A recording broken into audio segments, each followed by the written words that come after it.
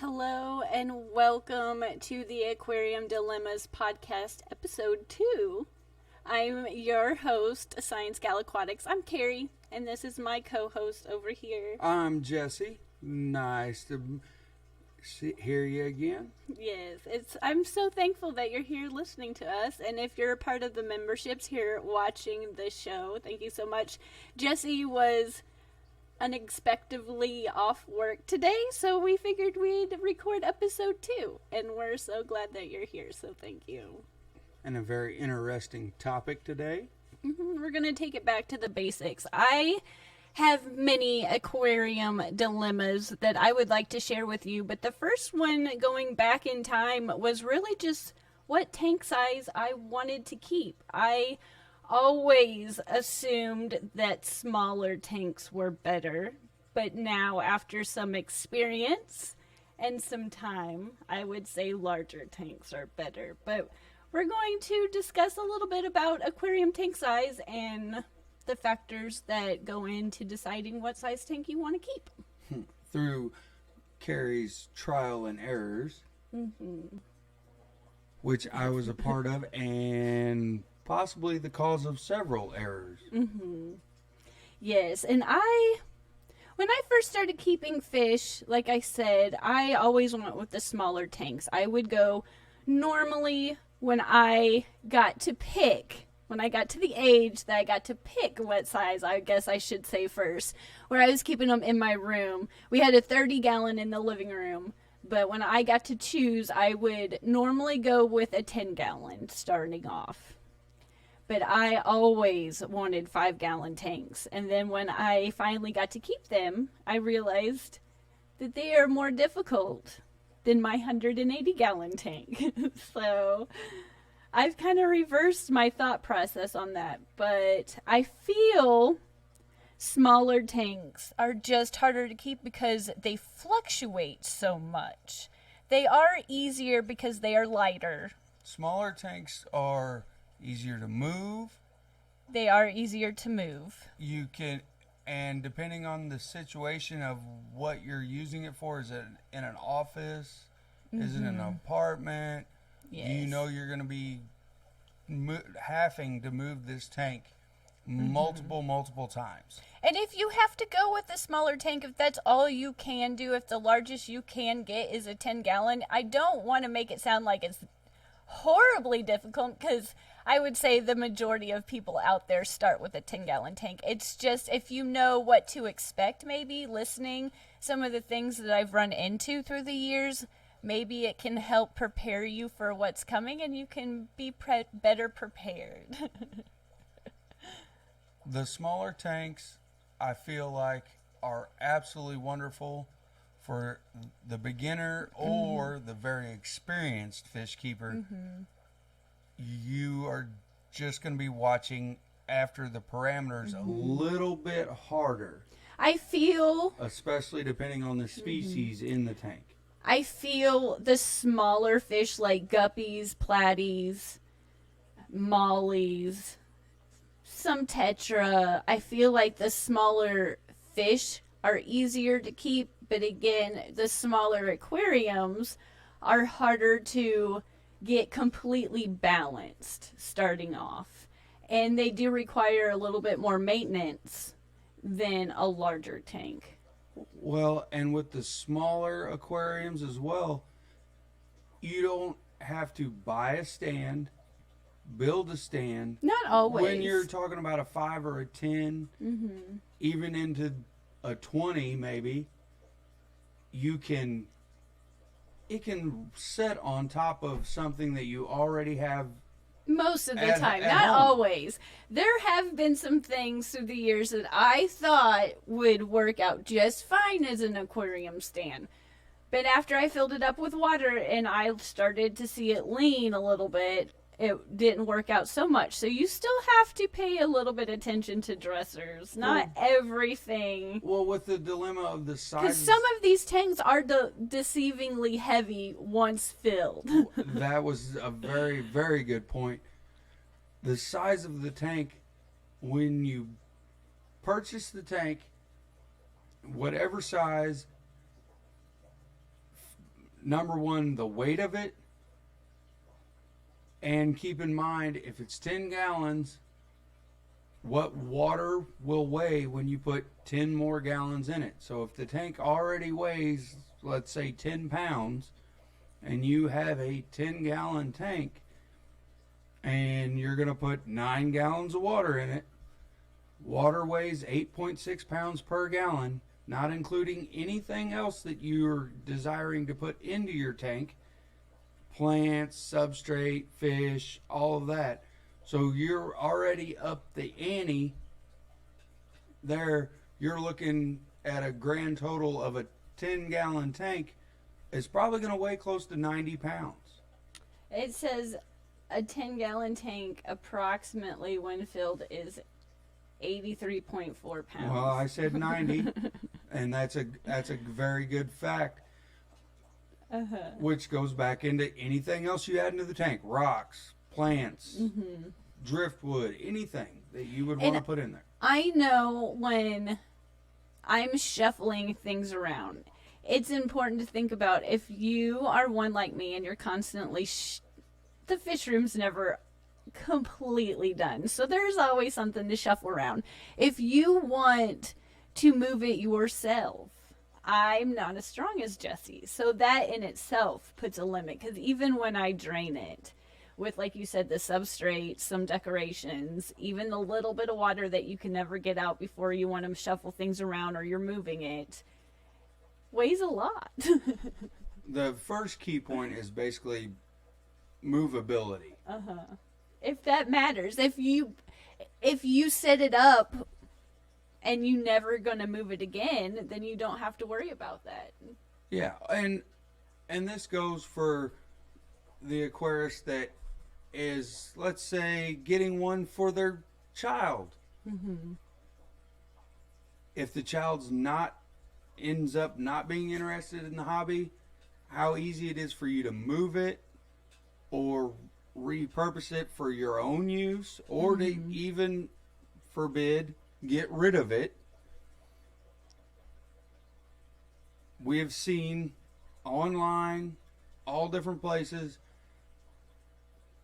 if people get in over their heads, they have to call someone to actually get the aquarium out of the building or establishment. Yeah, but that's just a perk for someone like me that's wanting it. But like you said, I feel like a lot of people get into this hobby and they don't know some of the things that go into it that I've learned along the way. And there's been some times where I was like, I don't know. I don't know if I even know what I'm doing. But a lot of that went into a lot of different drastic swings that came with keeping some smaller tanks, that with something like my 55 gallon and my 75 and even my 40 breeder, I don't have those drastic up and downs. Well, you have a larger volume of water. And another thing to consider is the species of fish, which we will get into in another podcast. In the past, I would go to the pet store. I would pick out whatever I thought I wanted, and then I would make it work. So I would recommend researching what fish you want and knowing what type of environment they need, and then setting up your tank to that specific requirement to that fish you want to keep would be the responsible thing to do. But that's hard. And the cycling of said tank. But that's like, what comes first, the chicken or the egg? What comes first? Do you want your fish or do you want your tank? Exactly. And for both a brand new it's so hard. hobbyist or someone that has been in the aquarium hobby all their life, I've seen it both ways. If they get bit by the bug and they want it now. And sometimes you have to take a step back and look at where we're going to put it in the house. Like our situation, we have a lot of fish tanks. We have to decide where the next said tank is going to go. Do we already have a place for it? Is there a stand for it if it's a larger tank? And that's another question. When you purchase the tank, are you purchasing the stand with it, or are you going to have or build a custom stand? Yes. And that is another price point and delivery factor of what you're going to do with said tank. Yes, because now we have racks, and the racks comfortably hold a 20 long, comfortably. But I know they come with more heavier duty racks that you can add a lot more to. And we still use dressers. We also built a wooden rack that holds two 55 gallons on top of each other. And there's about a good foot in between, so we can still do maintenance. But I know when I lived in my apartment, the largest tank they would let me have was my 30-gallon bow front, was the largest tank I could have. And we lived on the 3rd floor. And I was pushing it. But they came in to do maintenance all the time, and it's hard to hide that. So living in an apartment, I could only have a 30-gallon living on the 3rd floor. But it probably all depends on your landlord, too, what you're allowed to do, because we've all had a spill or two, and we're like, oh no, the floor. But it also, like, a big factor I think that plays in it is the traffic flow of where you're putting it in your house. Because there's some spots in our house that the kids are always playing. There's going to be some Nerf gun shot. There's going to be a spill. There's going to be someone tapping on the tank. And we do have our 180-gallon upstairs in our dining room area. And that's a kind of high traffic flow area. So whenever we have someone over to the house that's new, that hasn't seen that tank, they always go over there and tap on the glass. Or during Thanksgiving, someone will push their chair out a little too far and it'll hit the tank. And you're like, oh, this is such a great spot for this tank. But there's a lot of high, like, traffic flow. And that I don't think that Silver Arowana necessarily appreciates. Because he's a jumper and he's always jumping. However, with the tank size and the thickness of the glass, the chairs... They don't do anything. Hitting it are... The glasses they're not pulling it out like Hulk style, like bam. Well, the glass is a half-inch thick, so still, it is not going to damage that tank. I get that. But if you're a fish keeper, no matter I don't care if you're a beginner or you're 100 years into it. If someone's sitting at a table and they pull their chair out and it hits your tank, whether lightly, gently, or Hulk style smash, your heart's going to sink just a little bit. So, but my point is also too, like when we brought in the tubs, our summer tubs last year, we had some, I would say they were 20 to 30 gallon round tubs that we only filled up halfway at any given time. But we brought them in because it was too cold being outside, but it's a high traffic area down here in the basement because that's where the kids always play. And I didn't think that all the way through, and there was constantly Nerf gun wars down here, and every time I came down here there was some kind of Nerf bullet in that tank, and it didn't do anything to the fish, but still you're like, I don't know if I should have done that. So you just have to account, like we have a cat. True. If other animals. Are they going to be messing with it? Because our cat doesn't necessarily mess with our tanks, but it messes with the fish food all the time. So where we put the tanks don't matter, but where we put the accessories and all the stuff that goes with it matters. So I just feel like it's something to think about. If it's a high traffic type flow, or if you have a jumpy fish and it's in your living room, sometimes the volume of the TV might start. Think about if the personality of that fish might be affected by where you're putting that. It's just something to think about, I think. There's a lot of variables. Maneuverability, traffic flow, and then the next one that I can think of, because we have successfully failed at this one, is lighting. Well, yes, if you have somewhere And You don't want to put a 40 in front of a bright window and just let it breed algae. yes, putting it in front of the window, I wouldn't necessarily think would be the best place for it because the natural light would breed algae. But if you're someone like me who can't ever turn off an aquarium light to save their life, and that in itself breeds algae, that if you didn't put it directly in front of the window, but maybe across the room where it still gets some natural lighting, but it's more on the sun cycle. I wouldn't put it right up against the window is what I'm saying. No. Unless A that's the timely only basis. unless that's the only place you can put it, then of course, if that's the only place, that's the only place. But Knowing that if you do that, you're going to have a more rigorous maintenance schedule. yes. I would assume directly bright direct sunlight. It does breed algae in the backyard in the tubs quite a Well, bit. and I feel that going back to the smaller tanks, a 10 gallon, a 5 gallon would be easy for anyone, even myself, to go, oh, it looks perfect there, not realizing it is in front of a window that is going to just generate way more algae than I'm ready for in a little bitty container. But there's also ways that you can avoid that too. If that's your only place, like we paint the back of our aquariums with just black acrylic paint, I believe, just craft paint for the most part, and we black them out. And if you could somehow make it where it's not so directly right into the aquarium, I think it could help a little bit cut that down. But Blacking the tank out, it shades, does. curtains.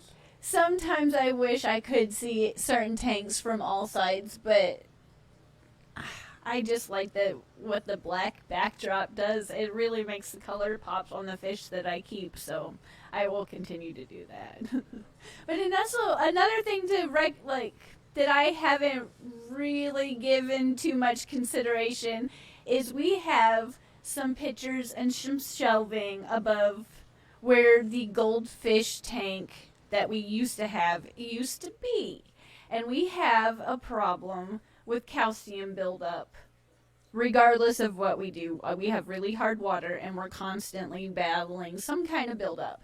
And so if you keep things like that, no matter how hard we try, there's always going to be some kind of residue on the back of the wall or those pictures too. So you might want to raise them up, or if it's a really heavy shelf, make sure that you have everything anchored in the way it's supposed to so it doesn't fall down onto your aquarium. That's something to think about too, because I've had, luckily, knock on wood, nothing catastrophe like bad's ever happened, but I've had a few things fall on my tank when I lived in apartments and we didn't always necessarily know what we were doing hanging things. And again, like I said, luckily nothing bad happened, but a few things fell and kind of knocked some things over here and there, and I was like, I'm glad they didn't do anything worse, because that could have been bad. Even with a proper lid, evaporation will happen. It's gonna happen. And Even dependent upon your water and how hard will be a residue buildup, no matter what, on the lid or anything you have setting close or on top of the tank. That's true. Well, going back, what do you think is more important now that you've been introduced a little bit to fish keeping through the years? Do you think it's more important to pick out the tank size first and go with a fish that, or a couple smaller fish that can go into what you can keep, or pick a fish that you really like and then pick a tank to go around it? I'm on the train of thought of middle of the road as far as tank size. I believe personally for the beginner or someone that's been doing it forever and has multi-tank addiction just as bad as you do, anywhere from a 20 to a 40 is the optimum size tank. The water parameters don't change as much. You can still move it. You have a little more problem in the area of traffic to where you're going to have to decide exactly where you want it for a little bit longer period of time. And you can almost start, keyword being almost, start any species in said tank unless you're going to some really wild parameters of monster fish or something with a very specific habitat. So you think you should pick the tank size first and then the fish? Yes, I think because through everything that I have experienced with you, all of the fish fam, for what is best for the fish to be able to cycle the tank and do everything properly the rest of the way, you should pick the tank size first. Well, and then narrow down your selection of fish, because I know that most people, they look at the fish, they want the fish, but they also have more than one fish that they're thinking about. They're not thinking of just one. It could be all guppies, it could be mollies, platies, could be Kerri tetra. You never know.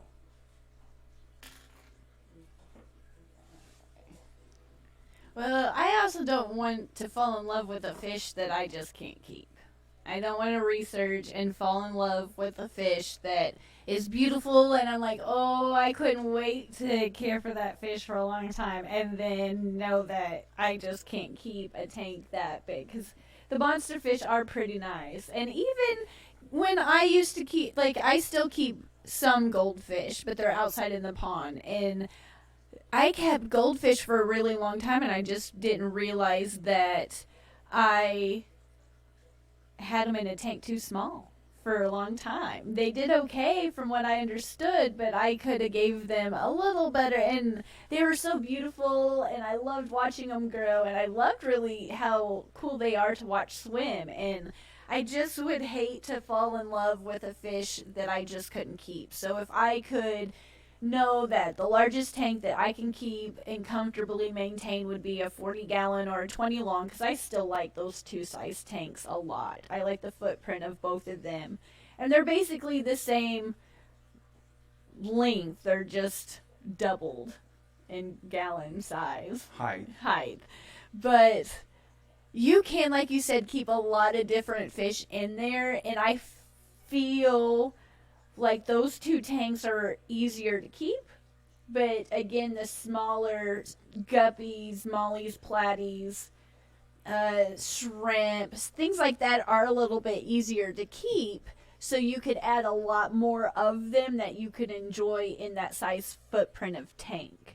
And I think that would be, whether you're, like you said, a beginner and it's your first tank and you just want to keep fish for the first time, keeping a good community of guppies in a 40-gallon breeder or a 20 long with a bunch of cherry shrimp is a really cool tank to keep, no matter your experience level at all. It's just a really cool tank. You could throw... You could do anything in there. You could throw 40 neon tetra in there, little bitty neon tetra. I feel that the 20 to 40 is a very versatile tank for the beginner to the specialized Aquarius. So, kind of wrapping up a little bit, what do you think are the most important factors when choosing a tank size that you need to consider? I would say your fish. Movability. Yeah. If it is not going to be there for and in a long period of time,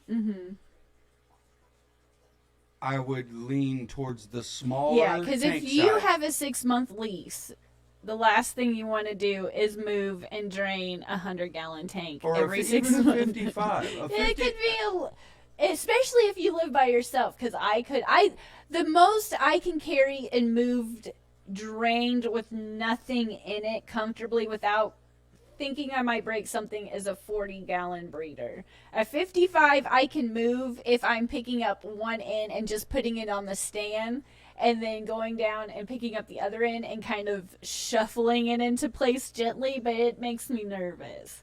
So, but with you can pick up a 55-gallon or a 75. Empty, yes. But again, you have to count how heavy it's going to be when it's Stocked.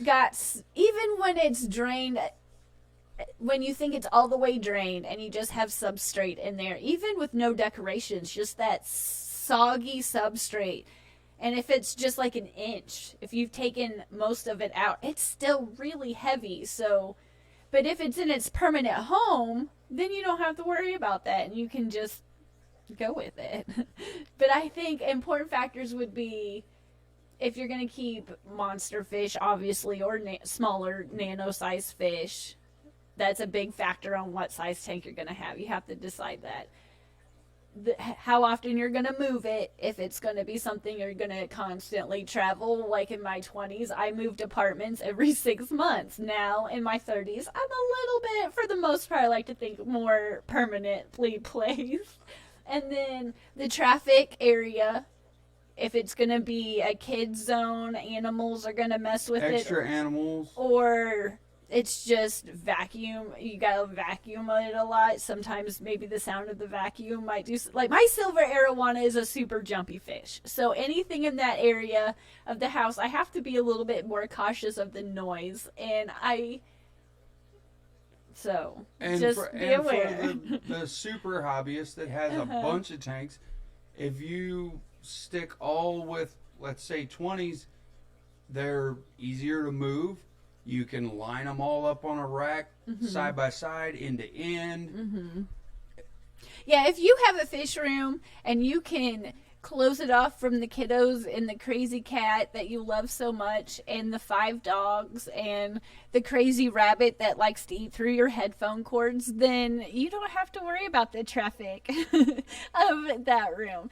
But I think it's something, if, Nerf gun wars, but the traffic, high or low traffic area of that spot in your house. And the organization of it. I mean, for the person that has multiple tanks, if you keep more of all one size, you can rearrange so much easier because of said parameters. Yes. Every tank is basically the same size. So yes. In an ideal perfect fish room, if you're keeping more than one tank and you can have each tank the same size and they're all 40-gallon breeders or 50, that would be ideal. But I don't know if I know a fish keeper out there that talking about this subject. Has all of that. But that would be awesome to have it look that nice. Well, that's why we're talking about this dilemma. Because as we sit right now and But his, like I said, I guess I said, his list is different than mine. I'm more concerned with if the kids are going to have a Nerf guns fight and pour Gatorade because they have access to my tanks than if all of my tanks are the same size. Well, we have had the dilemma of the tanks. As we sit right now, we have everything around us from stacked 55s to a 40 to a 30 bow front to 20 longs behind me, 10s on a rack. The conglomeration, every dilemma that we've talked about, we have had. From building the tanks, having to clean the smaller ones more. Yeah, but this moving is said tanks. Yeah, but we're just talking about, for the sake of talking about, just what goes into deciding the tank size. And if you don't want to clean your tank as often, I would say go a little bit bigger with your water volume. If you have the time and patience and you want to have a little bit more maintenance, I would say go with a smaller tank. But sometimes even with saying that, you just can't have a 55-gallon tank in some places that you're at. You just can't. So knowing that those smaller tanks do have a little bit more ups and downs, especially in the beginning. Once you do get them established and going, then it's okay. You don't have that. But in the beginning, they do. And I never believed that. You couldn't convince me of that no matter what. But now keeping them a little bit longer and more of them and having access to bigger tanks, those larger water volume aquariums are, when it comes to that part of it, they are easier to keep. So, what is your major point of tank size? What do you value the absolute most? Well, I just like the footprint of a 40-gallon or 20 or a 40 breeder, but I think like the most important factors when choosing a tank size is just where you can put it, the traffic, if you have ability to build a stand or if it comes with a stand. Those I think work really great. I like having racks. I like having each larger tank on an individual stand. I think it works great. But I also like having a smaller tank on a dresser so the kids can enjoy it too from time to time. It just depends on so many factors that you just have to sit down and kind of think about to know that, okay, this is the perfect place. I can keep this size tank. And even having shelving, if you have a big shelf that's not anchored all that secure, I wouldn't put a tank there. But if that's your only spot, then take the shelf down first, do what needs to be done, and then put a tank underneath it, because you don't want to go through all that work just to have something fall on it. And so don't go to the pet store, buy a tank, put it in the first place you see it in the house because you think that looks cool, and then just go put fish in it, and then they outgrow your tank. Just from experience, take a day, kind of think it through, do some research, choose if you want to keep a medium-sized fish or a cichlid or a handful of guppies. Just kind of think about it, pick what you can keep, and then go from there. But I really think you should just sit down, think it through, and it saves you a lot of mistakes and a lot of heartache in the future if you just come up with. And I agree with that point, because going back to my point, is if you think it through, as you mentioned, and really take your time about where you would like this tank to be, whether it be in a massive fish room or it's your very first tank, it's going to save you headache in the long run. Back to my point of movability. You set it somewhere and then go, oh boy, now I got to move it. And put water in it and then go, oh, this is not going to work. I'm going to have to drain this and then move it. Yeah, the less you have to move them, the better. But at the same time, a fish keeper's work's never done, and there's always something to shuffle around to make room for a new tank. Well, and are you putting this tank for it to be aesthetically pleasing for everyone else coming in the house? Or is it just for you or you and your family to enjoy? Yes, because if I would to put a tank in the main living room, I would put a larger tank in there, but I would probably be more actively trying to make it look pretty, because it'd be the centerpiece and the first thing companies saw when they walked in. So I'd want it, whereas my tanks down here, they're stacked close together. I do care what they look like, but I'm more concerned with them breeding and making sure that they're more comfortable, not necessarily that they're always the prettiest to look at. Because sometimes a little bit of algae buildup, it makes the fry are more comfortable, and I have better success rate with the fry if I do have a little bit of extra algae in there. So it's more for your enjoyment and the fish's enjoyment than everyone else. Well, I would still, even if I put a tank in the living room, I'd still make sure the fish are okay and it's a good environment for the fish. But I would take a little bit more time to research to make sure it's aquascaped and it is aesthetically pleasing also to look at, because it would be the first thing you see when you would walk in the door.